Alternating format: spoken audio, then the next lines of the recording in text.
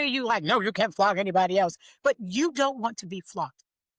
Like, who says my partner's not allowed to flog anybody else? Because Right. so Well, this brings up another thing too that you talk a lot mm, about, is jealousy, and how to, yeah.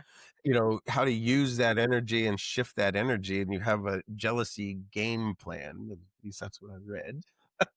Oh God, the jealousy game. So the jealousy game plan is interesting, which came from another sex educator, and I've used these other people's tools and Sure. intertwined with mine with permission. And because they were doing that over there, I'm like, yeah, but I'm going to use that over here. Do you mind? I did a whole workshop around someone, Exactly. Kitty Chambliss's book. And so the jealousy game plan is finding out where the jealousy comes from, right? Mhm. Is it coming, and helping them understand the difference between envy and jealousy, because people intertwine that Right. a lot, right? And then finding out, is this an insecurity thing? And if it's an insecurity thing, because jealousy is like, we're afraid we're going to lose something that is already ours. Whereas envy is Mhm. wanting what somebody else has, right? So if we're Mhm. so afraid of losing it, then it's trying to figure out why, digging deep to find out why. And then once we find out why, then we work on the part of the plan is how do we control that emotion? So that could be using self-soothing techniques, right? You really got to Mhm. tune into your body because you can feel it, coming up. Don't do not only do you not do things yourself that would trigger you, like going through your partner's phone, seeing his messages, and then you go off the deep end because they're texting other people that they're texting, okay? But because you're jealous, so you have to control yourself. And then saying to the partner, don't do things to trigger him or her, to make them more jealous, right?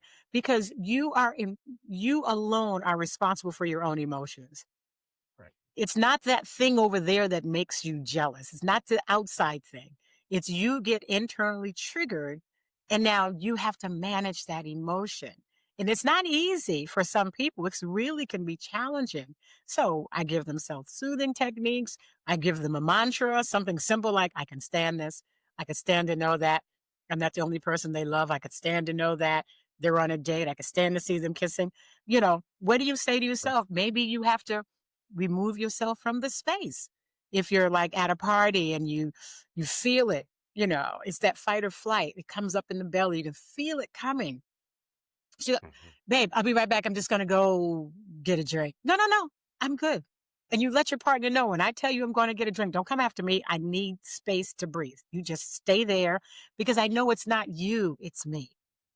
Right. Mhm. And maybe you need, babe, I'm going to go get a drink and a glass of water. Can I get you guys anything? I'll be back. Right. You go to the bathroom and you put some water in your neck. You're like, I'm okay. I can do this.